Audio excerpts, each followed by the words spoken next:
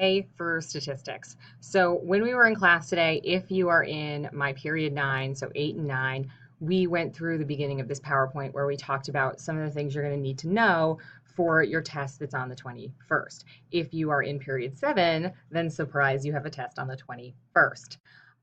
So the mean we talked about is kind of a dud. It gives you it takes the data and it gives you this like quick snapshot of a summary based on a bunch of numbers, right? So it doesn't tell you the story behind those numbers, right? Did the numbers go up? Did the numbers go down? Did they stay consistent, right? So if you have a test average of like a 66, it's sort of like, well, where'd that 66 come from, right? Are we, have you been earning around that range for the whole quarter?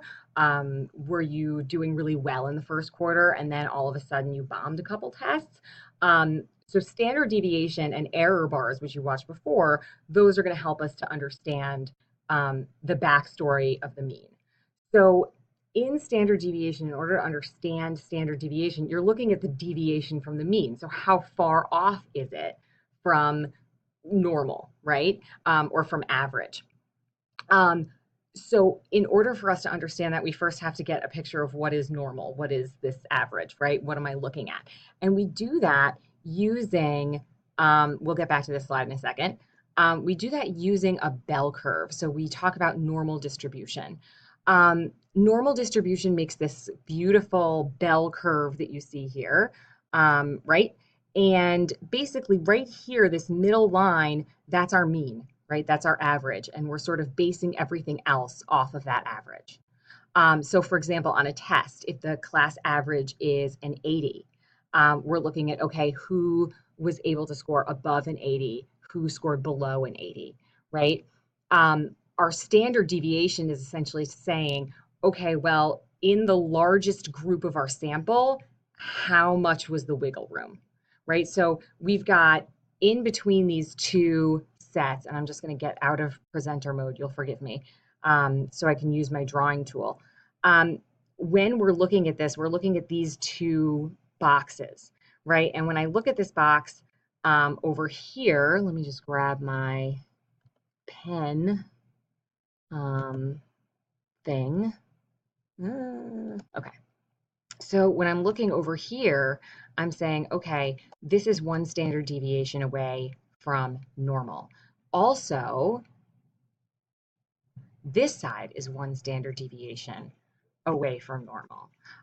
So together, this 34.1% on either side, so above and below respectively, this makes up 68% of my population. So a good chunk of my population is represented right here, one standard deviation away from the mean, right? So if I have a very large standard deviation, right, if this is sloping outward, let's say, I can even try to draw this in, it's probably not going to be so good, right? But let's say it looks more like it. Oh no, oh honey, no, right? But if it looks, you get the idea. If it looks more like that, then it's saying, well, when you're one standard deviation away from the mean, you're actually pretty far from the mean.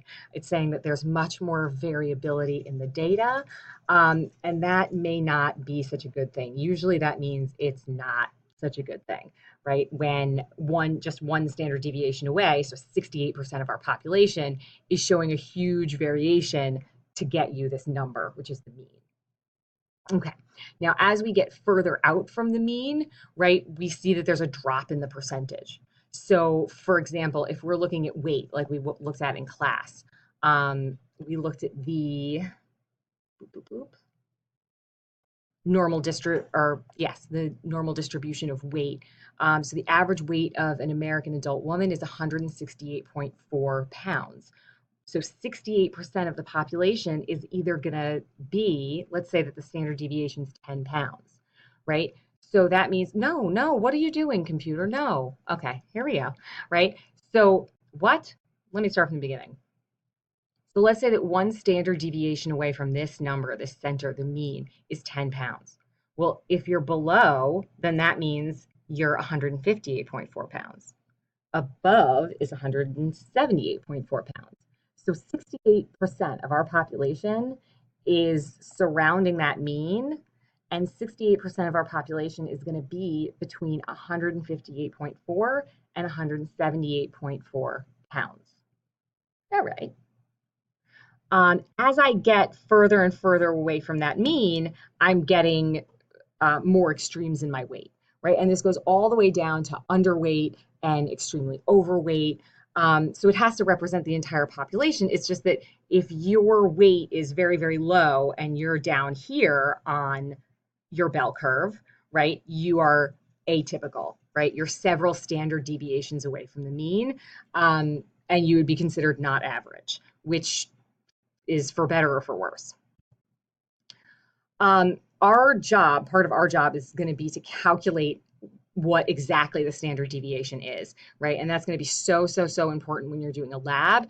You're going to basically show like, oh, wait, my data is all over the place, or like, hey, I've got a pretty tight standard deviation here. So one standard deviation out from the mean is still actually pretty close to the mean. And that means that your mean is doing a good job of representing your individual data points, and that is a yay. Okay, so real quick, because I don't want this video to go on forever, there we talk about the SD being 10 pounds. This PowerPoint is also posted. It's statistical analysis _ Rachel Sirwatka, that's me. So if you want to go back and look, please do, right? Or you could just watch me on loop. Here's what the IB wants you to know about standard deviation 1, 2, and 3. And this can fit beautifully inside the packet that I gave you in class. I also, if you look at the announcements, I attached that packet and another one that's great for review. So here, right, in this 3434.1, like I said, this represents 68% of the population, right? Yes, technically 68.2, but alas, the IB says 68 is fine, so it's fine. Within 2 standard deviations from the mean, you've got 95% of your population. And within 3 standard deviations of the mean, that's going to represent 99% of the population, close to 100, right? All the way out. So that is your standard deviation. The spread of data, I went over that. And in the next video, I'm going to show you how to calculate it, which is only terrifying. Oh, wait, haha. So standard deviation significance, just a little FYI. So I did the standard deviation of like diet and exercise versus hydroxycut. Stick with diet and exercise. So this shows a small standard deviation. So if it says diet and exercise, you are likely after 4 weeks to lose about 10 pounds, then yeah, right? The data shows that even 1 standard deviation above or below that, you're going to be within that range. You can be confident about that. Here with a large standard deviation, it's like, well, yeah, 4 weeks on hydroxycut, you're also going to lose 10 pounds, right? Or you're not at all, right? Or you're gonna fall way outside and lose 1 pound or a half of a pound or die of a heart attack, because you could die of a heart attack, or fluid loss due to diarrhea, right? Both side effects of hydroxycut. So lesson for today, standard deviation, and don't take diet pills. The end.